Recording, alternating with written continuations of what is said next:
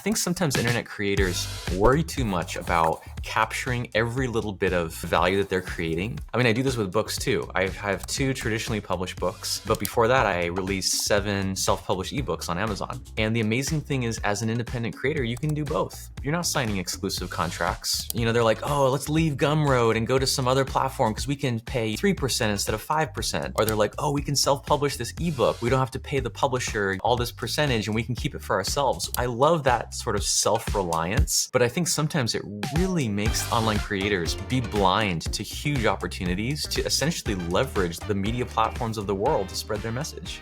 So before we begin, I must say you did one of the smartest things that I've seen an author do in your book, Building a Second Brain, which was you said in your book that if you want the bonus chapter, you'll email it to people. So you essentially, you put a lead magnet in your book. Totally. Oh yeah. That was essential. It makes the whole project almost doesn't make sense, at least financially, unless you can use it to grow your audience and, sell them courses and other things. So that was an important part. Yeah. And I think about that often because I think about like lead magnets, and I call them community magnets, which are basically lead magnets where you're bringing someone into a free community in exchange for their email address. And I was like, man, this Tiago guy, that's when I realized, I was like, I need to get this guy on my podcast because this guy knows what's up. And so I'm excited to talk to you. We talk about business ideas here. So I'm excited to talk to you about business ideas. And I knew you were one of us when I saw you put that lead magnet in. Yeah, I feel like we've been sort of orbiting in this very much the same circles. I mean, I've come across your, especially on your content on X, so many times. So this just seems only natural. I appreciate it, man. I appreciate it, and I actually reached out to you, which I encourage other people to do. Like I saw your book in a bookstore here in Miami called Books and Books, and I think I just sent you a message, and I was just like a picture of the book, and I was just like great book or something like that. It said something. So, and you responded. I was like, whoa, this guy responded. And it just goes to show you that, people have their DMs open a lot of the time, and it's sort of worth reaching out to people, and you'd be surprised who responds. Oh, absolutely. Yeah. So many things have come into my life, both professional and just personal from that. I mean, it's kind of crazy if you think about it. We all have mostly direct messaging access to each other and to almost anyone, and we really barely use it, I feel like. That's right. And that's kind of a good segue into one of your startup ideas, which is acquiring a small business and growing it using your what you've got, a few 100,000 followers at this point.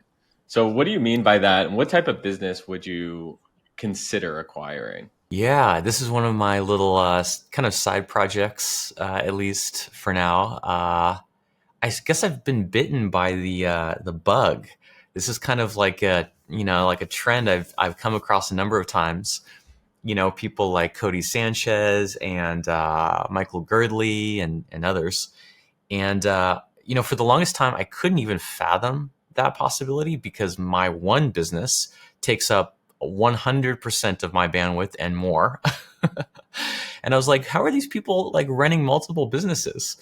But now I'm starting to see, it's a combination of like having operators that you hire to run them, or, using the same team for one business or some of the same team as another, or having them be mostly, sort of passive businesses. I kind of get it a little more now. And what's driving it is basically, I mean, it's partly a desire to diversify. We worked recently with a financial advisor. It's a funny story. Like an independent financial advisor that charges you a flat fee for like 3 or 4 calls. And he did this comprehensive analysis of our entire financial life, like your total net worth and everything. And he had the software that he used that you input like every single asset you had, every credit card, every debt, everything. And at the bottom of it, if you don't include the business, like just include everything else but the business, our net worth today, my wife and I, in our late 30s, is a big fat nothing.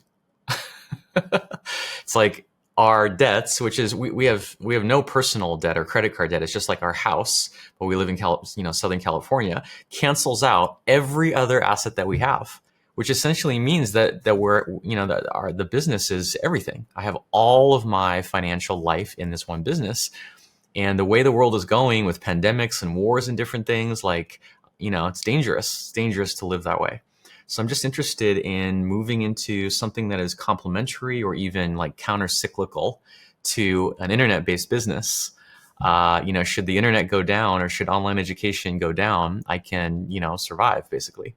Yeah, you want to hedge. Not that you really want to hedge, but like obviously we hope. I think your business is only going to compound, but the hedging piece of around like you want to hedge and diversify basically is what you want to do. You want to buy something that has cash flow that is not related to your current business, but that could be supercharged by the asset that you've built, which is your audience.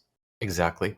Exactly. That's the thing too, is with an audience, because an audience is just relationships, right? They're not single purpose. They're not single use.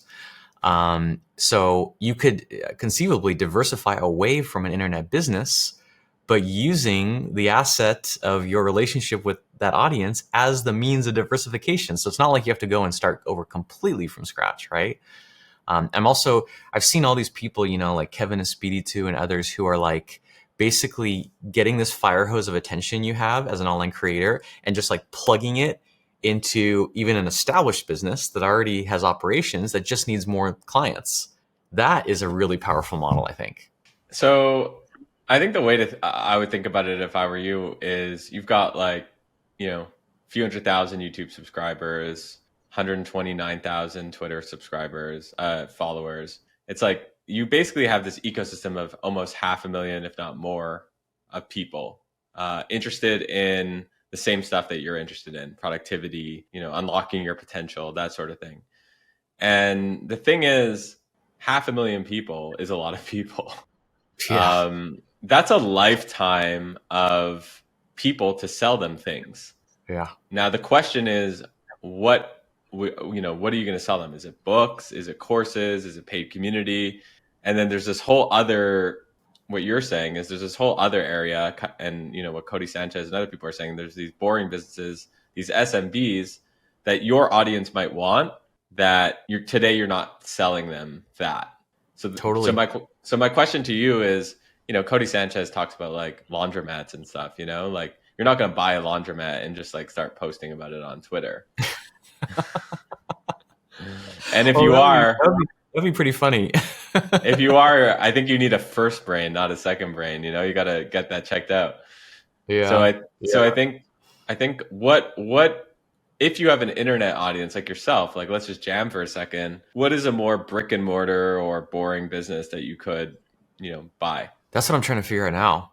I would love any ideas you have. I mean, I don't know. I have trouble with the idea of a completely boring business just because even a laundromat, I'm sure, is a lot of work to manage. And I have a hard time imagining like that I would even care enough about a business like that to even be willing to do that stuff. So I feel like it should have at least some aspect that I'm curious about or interested in, or that will teach me something. And it would be nice if it was sort of not internet based. I really think in coming years we're gonna see disruptions to the internet. I don't know why I have this sense, but I feel like the internet is in this like open, free era that may be ending or maybe getting less dependable. We're having like different, like the Great Firewall in China and different countries like erecting different, barriers and all sorts of things. So I would like something like land, something that's land or that's physical and solid that could be valuable, even if, God forbid, the internet was turned off. But beyond that, and being profitable and having cash flow, I'm just doing kind of a wide sweep of the possibilities. So why I think you shouldn't buy land and why I think you shouldn't buy something like real estate is because anyone could do that. But you have this unfair advantage where you've now built this audience of these people who now trust you. You have which is rare. And so I'm trying to think, okay, what could you do? And which movement could you sort of latch onto? And have you heard of the brick? Mm-mm. The brick device? So it's actually this, I have one right here. It looks like this. So Hmm. literally it's a brick. So if you're listening to this on Apple Podcasts, or this is, check it out on YouTube. And it's this really, really cool idea. And it's a device for people who have smartphone addictions. Mm. Okay. So basically it removes distracting apps and their notifications from your phone. So it turns your phone into like literally like focus mode. And you can set up, different modes for it. You can set up these custom modes. So I have a couple of them. It's completely magnetic. My business partner uses it. Jordan Mix uses it. He puts it on his fridge. So he just leaves it. Huh. And the way it works is you tap the device to turn your phone into a literal brick. The way to unbrick your phone is to get up, walk to whatever, wherever the the brick is, and then tap the brick to unlock it. So it creates this Wow. physical barrier, and it creates this friction. Um, How does it do and that? Is it a software? Like the software is disabling the phone? yeah, I think that's how it works. And I'm sure you've seen Interesting. people who carry like a smartphone and a dumb phone. Yeah. Like, and I think it just makes it a lot easier to do this. So I look at this and I'm like, if I'm Tiago Forte, I'm reaching out to these guys who are like, it's really early for them, and I'm being like, how can I buy 50% of your business? Because Interesting. wouldn't this product, the brick, be interesting for your audience? Oh yeah. I mean, I just got one of these a few months ago, the light phone, Yeah, a dumb phone, and my wife got one too. We've been trying it, but it's too extreme. With two kids and needing to just do all the things that we use smartphones for, it was too much of a jump. So we've now reverted back to iPhones, but I'm still personally in search of a solution. And I like the physicality of that. I like that it's this artifact in your environment that is reminding you that you can create that bubble of focus.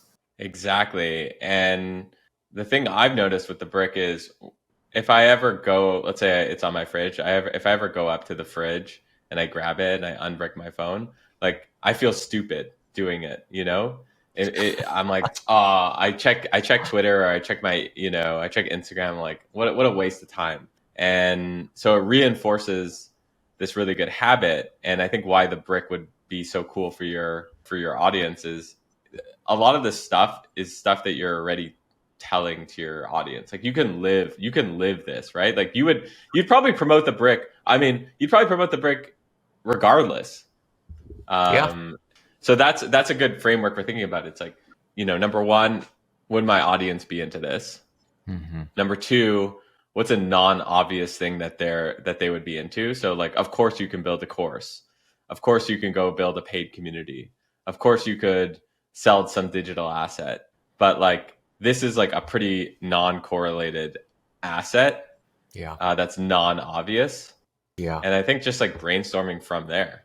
I really like this line of thinking because it's true. We make a it's not big, but a fair amount of revenue from as an affiliate, but it's all either Amazon stuff, which is mostly books. Every time we recommend a book, it is other people's courses, and it's SaaS tools, mostly productivity tools.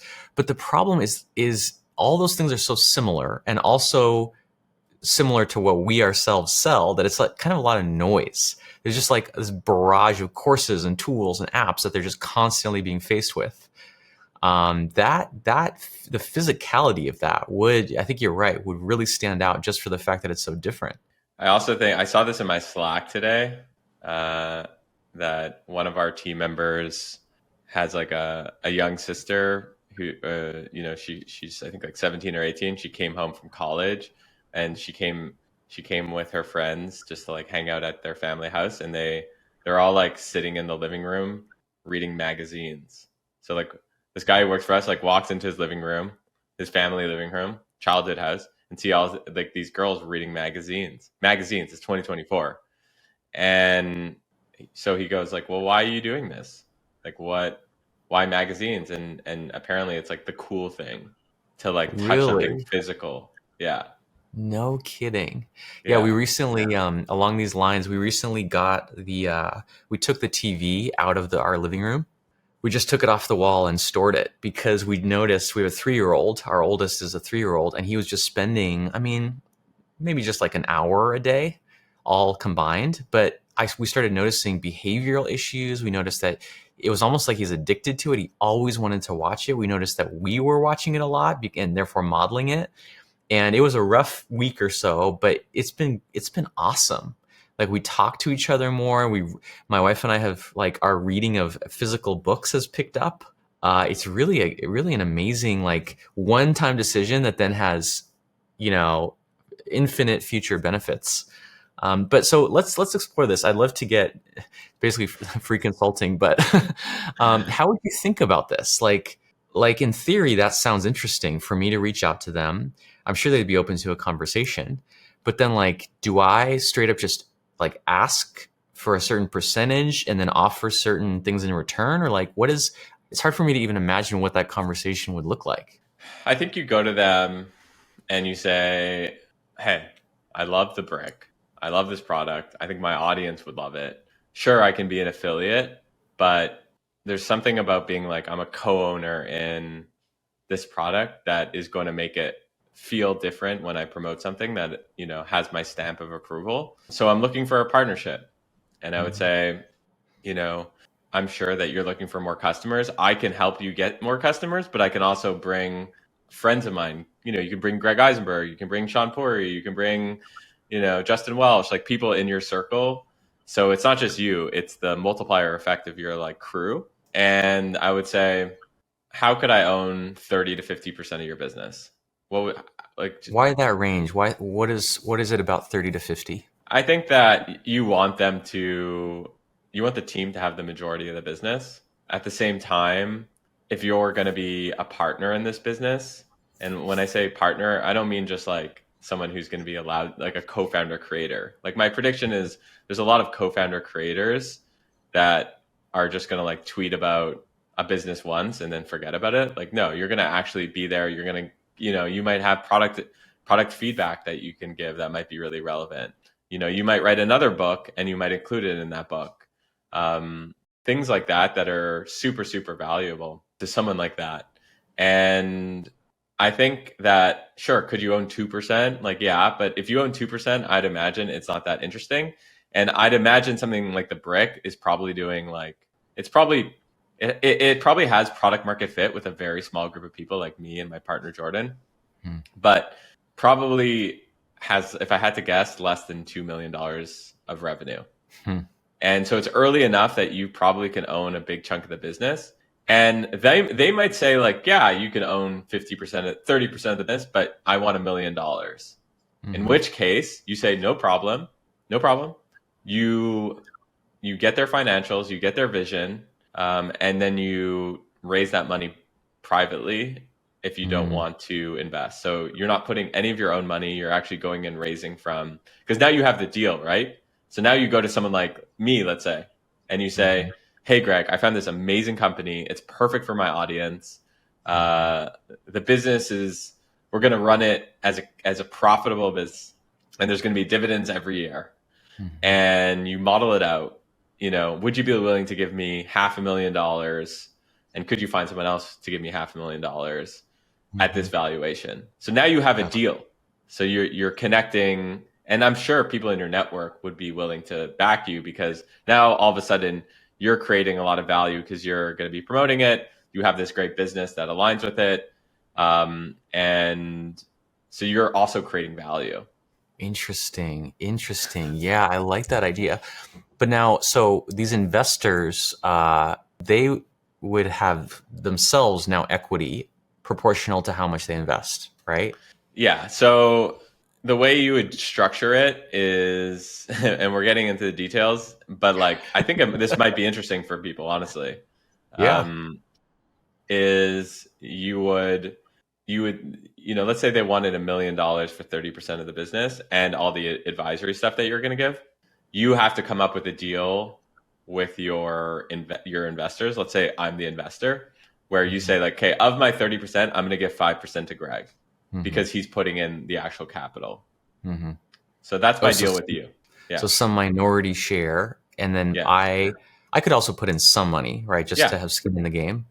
yeah. But then And I think you should. like, I honestly, I think you yeah, should. Like, I think the creators should put. That's another thing. I think creators should put money into the businesses that they're partnering with. fascinating, fascinating. This is genuinely interesting, man, and very timely. In fact, I Yeah. was just last week I was exploring a deal, my first one that I ever even sort of investigated, and on the surface it looked so good, so compelling. And then as soon as I like talked to the broker, signed an NDA, got the actual financials, and it was just such a disaster. And I was Man. like, oh, this is why people get paid to like find good deals. Exactly. Exactly. Yeah. So I think this is interesting for you, but it's also interesting for people who have. There's a lot of people listening to this who have products that have product market fit or a little bit of product market fit with a devout audience, and they're thinking to themselves like, how do I grow this thing? I wish I could have a creator help promote this.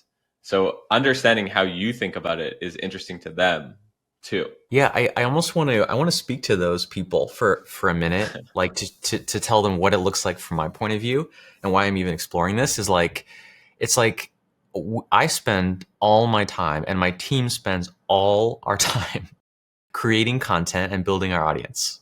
Like that is my job is to add email addresses to our email list, right?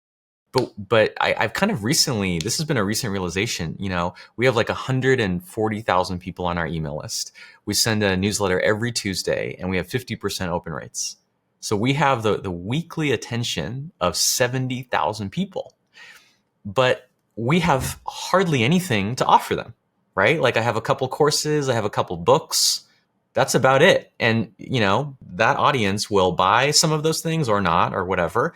But then we're just continuing to send them incredible free value every week, week after week after week, all year, never asking or rarely asking for anything in return. I almost feel like I'm undervaluing, I'm underutilizing this audience who tells us they would like to buy things. Also, they're like, can you recommend this or that? And we're just like, no, sorry, we're just going to continue to send you massive amounts of free value just because it's fun.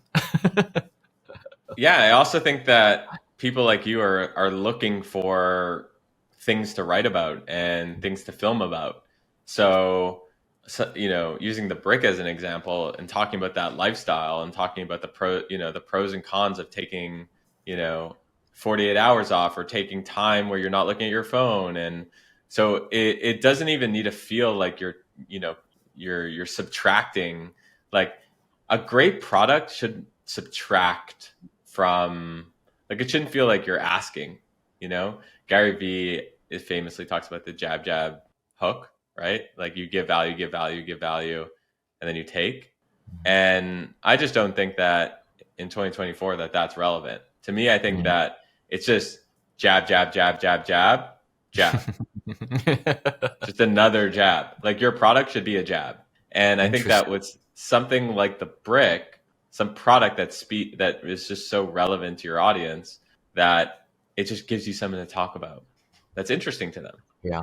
Yeah. And it makes so much sense. Like distraction is it's the 500, what's the expression? 500-pound, elephant in the room. If you haven't figured that out and mastered that, no productivity tip or technique or framework is going to make any difference whatsoever. It's like it's the stepping stone to even being able to have the space to even think about your productivity. That's right. Exactly. So I'm glad we talked about this. I want to shift gears to another space that you're interested in, which was interesting that you're talking about this, especially considering you recently removed a TV from your house. But you're interested in producing a TV show and sort of thinking to yourself, how can I get involved in the entertainment business? My question to you is, what do you know about the entertainment business, the TV business? And why is it interesting to you? Why do you think there's opportunity there? Yeah, good question. It all started when someone from one of the big Hollywood agencies reached out to us. I think if it wasn't for that, I have no contacts or network there. I have no idea how to even get started. It was the possibility of someone sort of taking us by the hand there. They reached out through my literary agent, and they were interested in the material in my two books, and potentially making that into a TV show, basically. One of my favorite things to do in like the whole world is enter new creative media. I just love that first, it's like a frontier. It's like the Wild West. You just like enter this new creative domain, and you're like, you have to question all your assumptions and learn so much and really come in as like a novice with a beginner's mind. And so over the past maybe 7 or 8 months, I've done that, just talking to different people in the industry, reading articles, watching things. And I still wouldn't say I have a good understanding of the industry, but I have enough understanding to know that it would be so powerful from the perspective of spreading an idea. I think that's what I'm most interested in. Like when you look at what are the highest leverage ways of getting an idea into the hearts and minds of the most people in this world, TV is just, it's it. That TV is the medium that runs the modern world. So it could also be, cool financially, could also be cool for other things, but I'm most interested in just distilling and simplifying and making entertaining these second brain ideas, which I really believe and know change people's lives if they only find out about them and learn them. So I have a saying, which is capture hearts first, then capture carts. Yes. So I think that's what you're saying too, which is if you could spread your ideas wide and far and people resonate with them and they are connected to these ideas, then you're gravy, right? Then there's time, like you'll find products to sell. They'll take out their wallets, but what interests you about television is you think that it's not a hack, but a great way to spread your ideas faster. And it's interesting because you come from the internet. Like to me, you're an internet content creator first, even though you wrote a book or books. To me, you talk about your newsletter, like your core metric is emails. So to me, it's interesting that you think that TV, like why would you spend that time doing TV when you could spend that equal time double downing on YouTube, which is like the new TV? To me, it's both, and they would leverage each other, those two avenues. I mean, I do this with books too. I have 2 traditionally published books, but before that, I released 7 self-published ebooks on Amazon. And they're not in any way in competition with each other. In fact, I just am constantly getting lessons from one of those routes and applying it to the other. I think this sometimes gets lost in the very contentious debates around like, oh, self-publishing versus traditional publishing. There's like this ideological battle going on.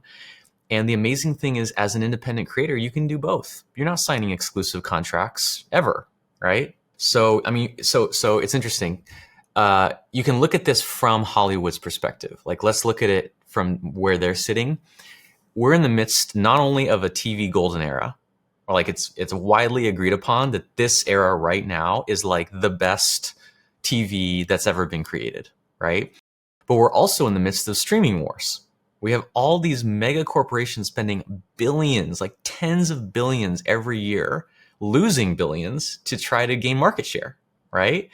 And you read about some of these, it's kind of insider publications you have to go to, but they're competing. Like there's shows that are having like multi-way bidding wars. It's like Amazon Studios and Netflix and Hulu bidding against each other, right?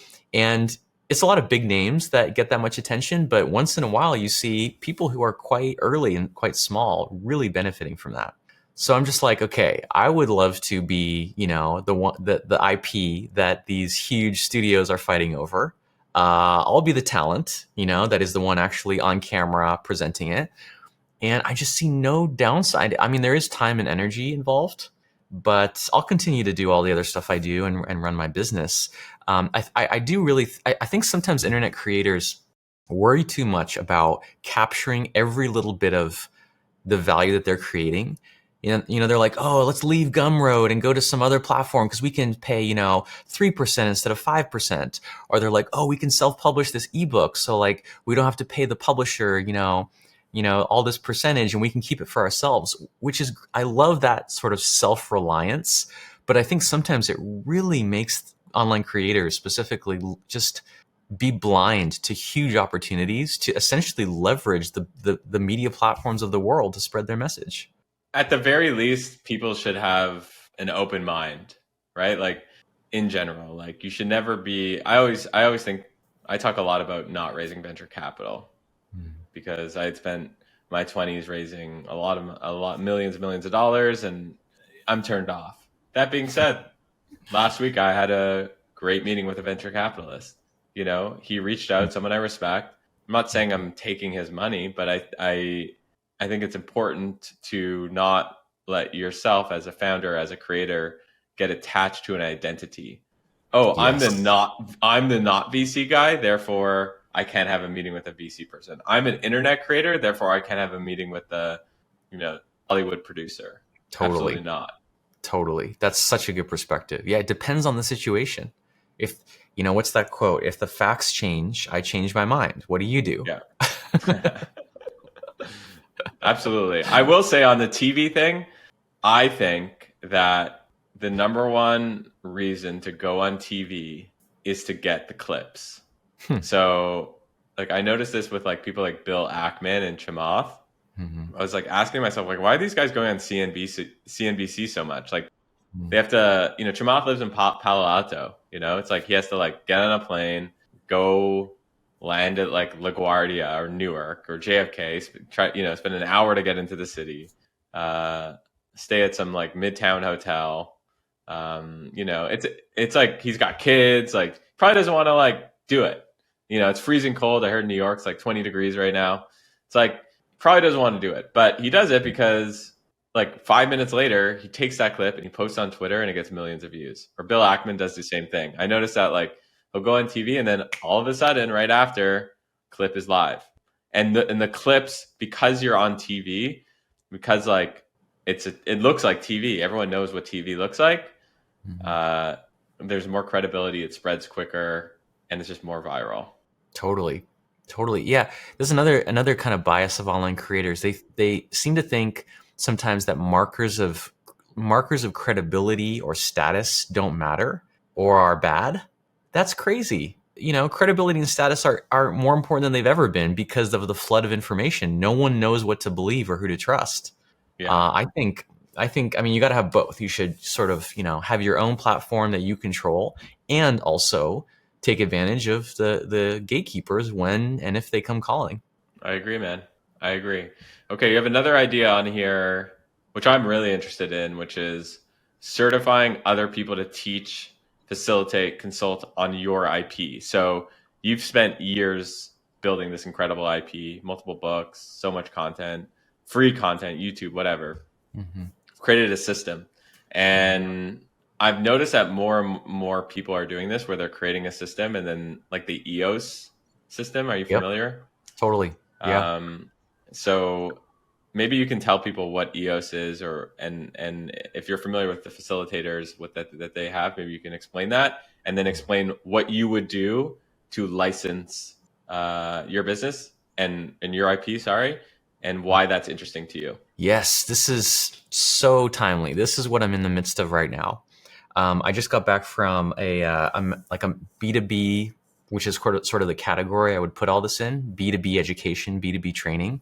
I've just joined a mastermind and I was in Atlanta on Monday for that.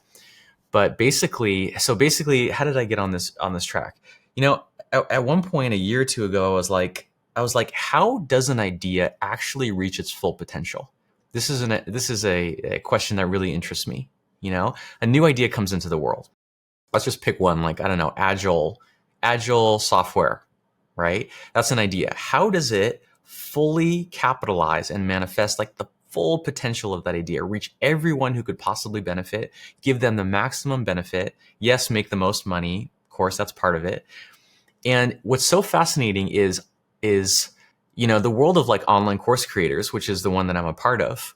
We are totally focused on B2C. That's our whole world. We're all about building our lists and our platforms and, selling products and even selling a course. But that's all B2C. All of it, right? Is finding the customer, acquiring the customer, selling them something. But what I'm learning, and I'm gonna be writing about this and creating content because I feel like this is like this big undiscovered secret, is the B2B market, from what I can see, has the potential to be far more lucrative. Far more lucrative. It's the world of, corporate trainings, whether you deliver them yourself or you have in-house, on-staff facilitators deliver them, or you certify external independent facilitators, or you license it, or you give them access to your self-paced program, like whatever it is. There's a lot of models. But these businesses that I'm starting to study, I mean, they just assume thousands of dollars per person. Every person, say on a team that they're doing a training for, they're gonna estimate like 3 to 5 thousand that they're gonna make per person. Whereas as online course creators, we're like afraid to charge a couple $100. That's right. And with internet economics, like it's not uncommon to acquire an email address for $1 to $2. Exactly. Yeah. So it's kind of what we were saying before. We have these huge audiences, but we're monetizing them so poorly in general, right? And then I'm going over to the B2B world, which honestly feels like a different culture. It's like flying to a different country and like you don't understand anything. Like the acronyms being used, they're like, what is it? I can't remember the acronyms right now, but like the terminology they're using, the assumptions that they make. Like, for example, in our world, bigger email list is better, right? The size of our email list is like our calling card. In their world, it's all about the quality of the lead. They don't care how many people. They'd rather have one qualified lead than 1,000 random people kicking the tires. So I'm really having to like sort of compare and contrast these two different mindsets and learn how to operate in both of them. But the purpose of the whole thing is just basically, I mean, what I really want is my ideas to become part of culture, to become part of organizations, become part of companies, be part of schools, be taught to kids. That's just my mission. And there's no other way to do that besides, entering the B2B markets. And EOS specifically, so I had never heard of EOS up until recently. It stands for Entrepreneurial Operating System. Mm-hmm. And it's basically, I met with a friend for dinner and I was like, how was your 2023? And he goes, well, it was completely transformed thanks to EOS. And I thought like he was talking about like a drug or something. I was like, what is that? Is that like a sister drug to Ozempic or something like that? And no, he's like, no, I actually hired this facilitator who did this workshop, and he works with our company to implement EOS, which is basically it's like a framework for how to run a productive organization for companies, I think, under 250 employees. And he was saying that there's a sort of a licensing play there as well. So someone had created, I don't know the exact story, but basically someone created this way of doing things. They licensed it out to people who do consulting or run workshops and stuff like that. So I think you're onto something around people are going to create IP more, license it out to, and then focus on B2B. I think that's a really astute point. I think that's really interesting. I have an idea that I want to run by you in the B2B space. So I had lunch with a friend of mine who works for one of the largest banks in the world. And he was telling me, he just got this job. And he was telling me, I was like, how's your first week? He goes, well, I've been doing training all week. Oh, what's training like? I don't know if you've ever worked at a like big corporate job, but it's I haven't. it's, what happens is, on day one or something, they make you watch a lot of videos and like slides about a bunch of different topics, like how do you be ethical, and like, oh, you can't give like a contract to your buddy or something, and it's like a video explaining it, and there's sexual harassment, things like that. The problem with it is people just skip through the trainings. Mm-hmm. They're actually not going through it. So my idea is Apple Vision Pro trainings. So you put on the Apple Vision Pro, and we're not there yet. It's not ubiquitous. Apple Vision Pro isn't ubiquitous, but at some point it will be. And maybe what you can do is actually rent it to employees or something like that. But you basically say you join, Wells Fargo, like on your first day, it's like, okay, hey, like put on these glasses, and oh my, all of a sudden you're in this world where, there's a real real ethical case, and you actually have to play it out, and it's almost like a game, and it's this Mhm. real world immersion, and you do it with other people too. It's like this social thing. So like, let's say it's your first day too. You're there. What do you think of this reimagining training? And I'll end that with training is low key a multi-billion-dollar industry. Oh You'd yeah. be, yeah, like Oh especially yeah. like safety training and stuff like that. Oh my gosh, the money these corporations spend on training, on certification, on upskilling, on professional development, it's staggering. It's staggering. I think it's interesting. I mean, definitely everything I've learned about existing training is that it is god awful. It's like a punishment. It's like torture. Because it's not done. It's just done to comply with some regulation or policy or something. It's not at all learner centric, right? And people are used to learner centric education now because that's the world of online content. You know, YouTube is education, it's edutainment. X is largely, you know, depending on who you follow, of course, edutainment. And so people have gotten used to such a high standard of even educational content that you put them in front of a, you know, hour long boring slide presentation, and they, I think, honestly struggle to even pay attention, even if they want to. The one thing I'll say that will present an obstacle is, from what I'm finding, the B2B world is years behind the B2C world. It's like at least 5 years.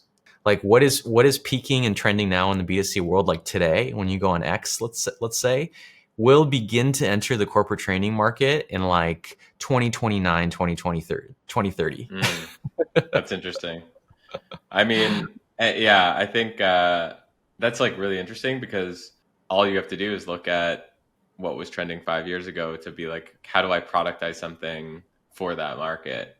Exactly. Uh, yeah, so that's really Exactly. interesting. Yeah. That's a Yeah. huge insight. You kind of have to consciously retreat from the frontier of innovation. You know, like you go on X. I know we're both active there. Like go look up what was trending on X. I mean, really, like 5 years ago. You know, like 2019. To us, that will feel ancient. It'll feel so obsolete and irrelevant and not cool and not interesting. And if we started talking about it, our internet friends would be like, "Oh, that's so passé."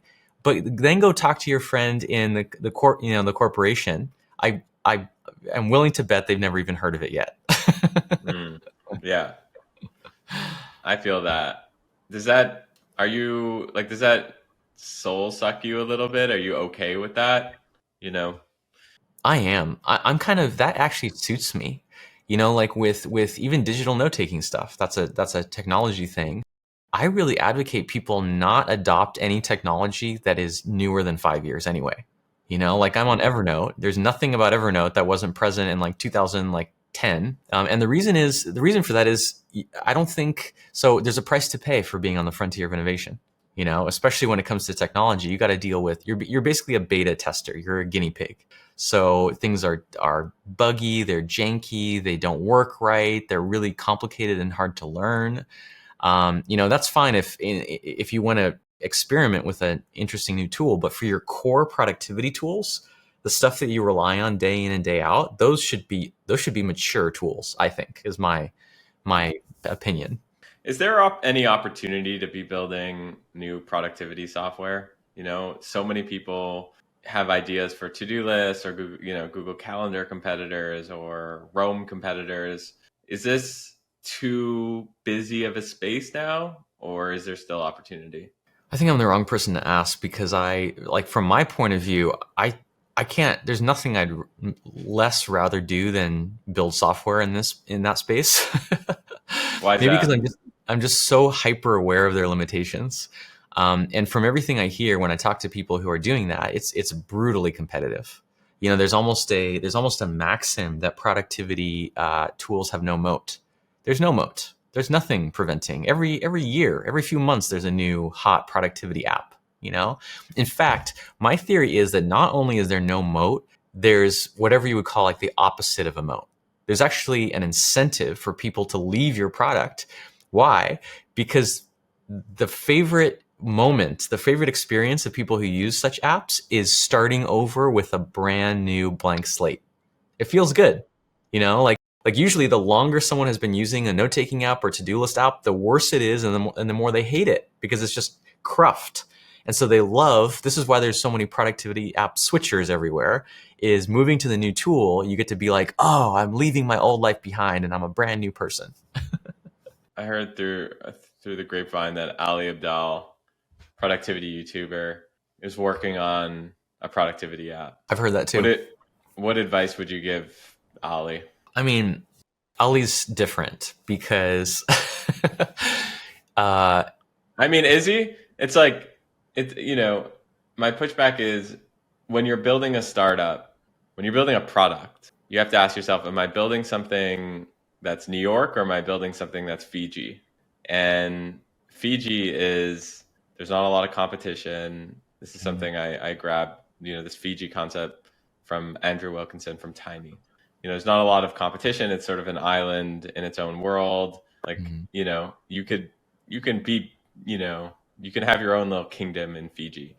Now, New York City, if you can make it here, you can make it anywhere. Those are very competitive spaces, like consumer social apps, productivity apps. These are very difficult. So Ali's about to enter that space. Yeah. I would say, he's definitely more Fiji. From what I know of Ali, we've become friends over the past year or two. I mean, he's not trying to raise VC funding, have software used by 100 million people, and build it to $1 billion company or exit or anything. He's probably doing it like most of his other projects, which is basically it's a combination of because he's interested in it, following his curiosity, and learning what he wants to learn. Which, by the way, he'll create all sorts of content on that will make it worth it, even if it goes nowhere. And he'll do it because he has such a huge audience that is so bought into what he does. Even if only they start using the app and paying for it, it's probably worth doing, right? Yeah. But it's difficult for me to imagine him really putting the resources into it that would be needed to be like a massive SaaS platform. One thing I ask myself when I start a new project is, how do I win even if I lose? Yes, totally. So I think Ali could definitely win even if he loses. Like, losing could be like 1,000 people are obsessed with this product and he creates some cool content around it. Exactly. Online creators are the best example of that, because even if we utterly fail, well, that'll be a great piece of content about how we failed. Before we wrap, there's two things I want to cover. One is you recently went on a desert retreat with your wife and you did a year-end review, and I want to hear about that. And the last thing is I want you to leave people with a book recommendation. What's something they should be reading? Yeah. Let's see. So year-end reviews are something I am extremely passionate about. I've been doing them in some form since 2008, so about 15 years. Starting in 2019, I started publishing them and sharing them on my blog. And that same year, I started teaching a virtual workshop called the Annual Review, where we take people through the process that I've kind of halfway developed and halfway just borrowed from. There's so many people now online, doing it in various forms. I just think it's so easy to let life pass you by, and for the years to just pass by in a blur. I feel like it's this sacred space that I can do it anytime, but it's best to do at the turn of the year, because there's a kind of there's something in the air around that time where you can really kind of step back. You're not working as much. You're spending a lot of time with family. You can really gain some perspective on what matters in life. And then I just have a series of prompts that I answer, journaling, introspective prompts. I like to collect my favorite things, like my favorite books I read, my favorite photos, my favorite trips that I've taken. And this year, just a month ago or less than a month ago, was the first time that we did a dedicated trip, which I really recommend. It's honestly hard to find the time to do something like this, especially if you have a family and stuff. And so we just did, it was 2 days, in the desert, a couple hours from here out by Joshua Tree. And in 2 days, when you have that dedicated time, that focus, like we were saying, you can do quite a lot. And we both came away with such both appreciation and gratitude for everything that's happened over the past year, and like lessons learned and wisdom gained from things that didn't go so well. And then our goals and intentions, which we could like align. That was cool too. Is like, it doesn't really make much sense for my wife and I to have completely different goals and intentions that have nothing to do with each other, since we're, everything is done as a family. And so it just let us start the year off with such a level of intentionality like I don't think I've felt before. A little birdie told me that you've had some some psychedelics in the last little bit. Were psychedelics involved in this trip? And yeah, So not for this as much as trip. you're, yeah, Yeah, no, I'm an open book. So not that trip, but about a month and a half earlier in October, I did my first ayahuasca ceremony, and I wrote a blog post on it, as one does. It's very detailed and like extensive. I think it's like 8,000 words, and that comes out in my newsletter on Tuesday. cool. I like So I that do little share. lead. Yeah, It's way too much to get into here, and yeah, I did sort of recap some of those lessons. They kind of fed into my year in review, but I sort of am publishing them in separate pieces. I like it. All right, man. And how about yeah, give us your book recommendation, and I'm curious what you're recommending these days. There's a book that I picked up. It's this one right here. It's called Signs. Hmm. It's called Signs: The Secret Language of the Universe by Laura Lynn Jackson. It says it's a New York Times bestseller, but I've never heard of it anywhere online or off. I think it was. I think my wife had picked it up and it was just sitting on our bookshelf when I found it. But it's basically about how to notice signs that the universe is trying to tell you. And I love books that are highly left-brained and have a lot of evidence and logic and all those things. But increasingly, I find over time, it's like that left side of my brain is quite well developed. Like one more book about reason and logic is not really going to change my life. What really does change my life, or at least my thinking, is more right brain things about intuition, about the emotions, about relationships, about faith and spirituality. And so like the content of this book violates every single cognitive bias. But as long as you kind of like, I have found, as long as I hold it lightly, that these are sort of, this is not the literal truth, but it's just a one lens through which to look at your life. It's quite interesting and powerful. I'll check it out. I love it. New thing I'm doing is whenever someone recommends a book, I just basically go to Amazon, automatically buy it if it's someone I trust. You can't have like I just love being surrounded by books. It's such a fun feeling, especially going back to the physical thing, like having a physical book and letting it being a reminder for you is just so good. So Yes, th- absolutely. thank you for that. And where could folks learn more about Tiago and get more involved in your ecosystem? Yeah. Buildingasecondbrain.com is our website for everything related to second brain stuff. Uh, Elsewhere, our main website is fortelabs.com, FORTELABS, and that has the blog, the podcast, and various other things. I'd say those two are kind of the portals. I love it. And I will admit, you have probably the best name of anyone who's come on to this podcast. And we've done 100+ episodes. So, Tiago Forte, everyone. I love it. Thanks for coming on, man. Yeah, it's been a pleasure. Thank you, Greg.